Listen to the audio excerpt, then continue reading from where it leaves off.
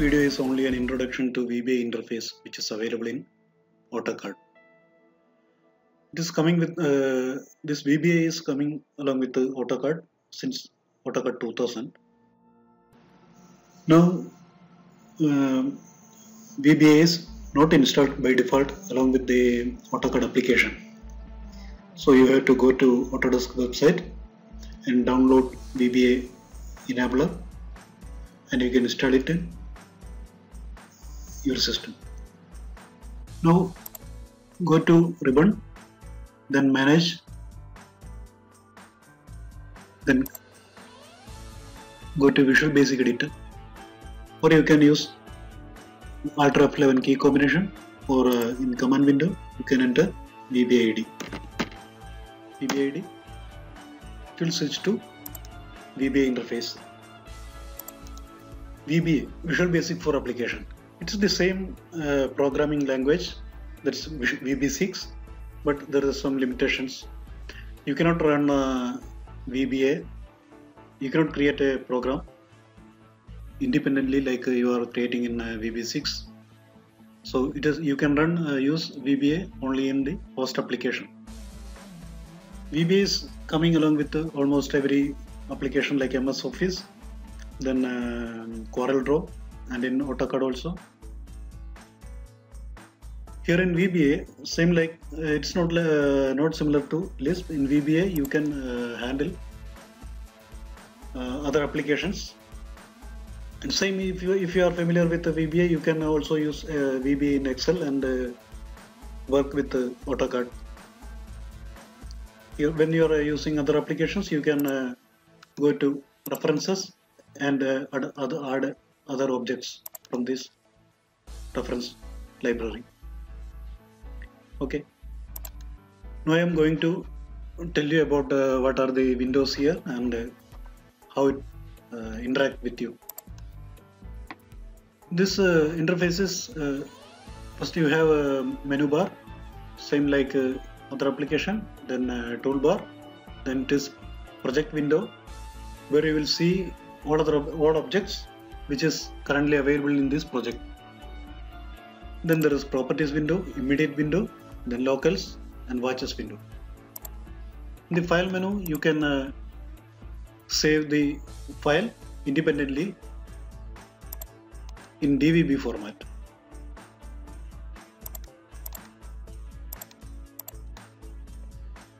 Also you can export your VBA code into other VB file format so that you can use in other VB applications in Excel or something like that. Then here is the debug menu where you can check the macro for syntax error and its variable values while you're running your macros. The remaining menus we will discuss later. Now we will go to the toolbar. Here is the three buttons we are mainly using. First is play button to run the macro. Then this pause button, or you can use key combination control break. You can stop the macro while you are running the macro. Then it is a stop button, reset button. It will stop the macro and empty all the variables and its values you assigned. Now let us go to project window, and there you can select this drawing and right click and choose view code. It will show the code window, or you can insert new module. It will also show the code window. If it is not visible, you can right click and select view code. Now here we are going to create a code to show a message, hello world. So we will write subroutine. Start with sub, then you can give any name. Here I put my first message, then enter. It will close with a bracket, and then add an end sub. This sub and within this sub and end sub, we are going to write all the code activities here which you want to execute in the code. So now you can see another name, the same name here, displaying my first message. This is the name of this procedure. If you create another, you can see another, which procedure is active, it will display here. You can select also from this list. Here below you can see two buttons. This is module view, full module, then it is procedure view. If you click procedure view, it will show only the procedure which is active, and you can switch by selecting from here. So now I will switch to full module. So whatever the procedures available in this module, it will display here. Now we are going to display a message as hello world, as we said before. So that we have to first declare a variable to hold the message. So we will declare dim. You can give any name for the variable. Here I use my text as a string data type. String, it is only used for text, and we'll discuss later about the data types which are available in VBA. And here now we have to assign value for the string, that is my text is equals, it said as it is a text, we have to put it in a quotation mark. It will show as a text. VBA will consider it as only as a text hello world. So you can see now still my text is in lowercase, and when you hit enter, it will show same like we displayed in declaration. So hit enter. So now it changed to the style as we displayed in written in my text with the upper and lower case. So make it in a habit to mix up the upper and lower case, so that you will know, you can make sure that you didn't make any mistake on spelling out the variables. Now we have to define the message box, that is msgbox, that is the keyword for a message box. And you can see here also VBA is trying to give hint, that VBA gives hint on the parameters which is available for the message box.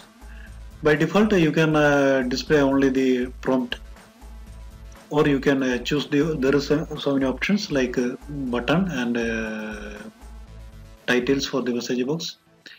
Here we can add the variable my text. Here I want to give an introductory word, that is my message, my first message is, and in the as it is a text, we will put it in the quotation marks, and my first message is, close the quotation, and then we add an and sign and continue with the variable, that is and my text. So it will display both text continuously.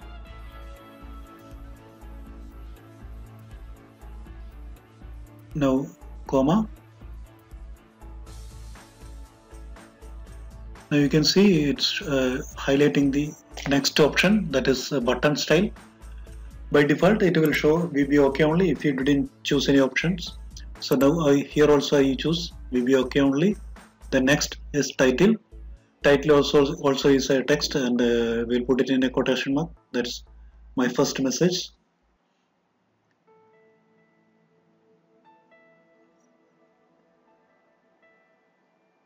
Close the quotation mark. Now you can leave the rest as it is. Even you didn't choose the options, it will display only the prompt. Okay, now the macro is ready. We can try running the macro. Now let us run the macro. Here this message box is here, my message, title with my message, and prompt, my first message is hello world, then button VBA OK only. Okay, Now let us discuss about these three windows. Now go to debug button, debug menu, then step into F8 function. Now you can see the first line is highlighted because when using F8 key, when you are running the macro using F8 key, the macro will run, VBA will run the macro one line at a time. So first line, it is going to run the first line. So here already it's shown module. We are running from module 1. Then there is only one variable, myString, and its values are not assigned. So let us once again F8. So jump to next line, my text is equal to hello world. Still the value is not assigned because the macro is not executed at that line. It is going to execute on the next hit. Again F8. So now you can see the my text value is assigned as hello world. This watches window also doing the same job as locals do, but in watches window you can choose the variables which only the variables which you want to show. So either you can add it from right click, add watch, or just drag the variable to watches window. Now my text, whatever the details showing here, which shows watches also. So let us continue with F8. Display the message box, OK. Then again F8 and so now locals window is free and watches window still showing the my text but without any content or anything. So locals displays only the values while macros are running, but in watches you can add variables here and it will show what are the variables you listed in the watches window. Now let us discuss about the debug immediate window. Immediate window is like a scratch pad. You can assign value to the variables while you are running the macro. No need to modify. Without modifying the code, you can assign value for the variable from this immediate window. Okay. Now we are going to make a breakpoint here on this line by clicking on the vertical bar. So the text is highlighted. It's a breakpoint. You can assign the breakpoint from a toggle breakpoint, clicking on toggle breakpoint or F9 function key. So when you run the macro right now, the macro will run till this line. Okay, we run the macro. Now all the macro executed everything till this line.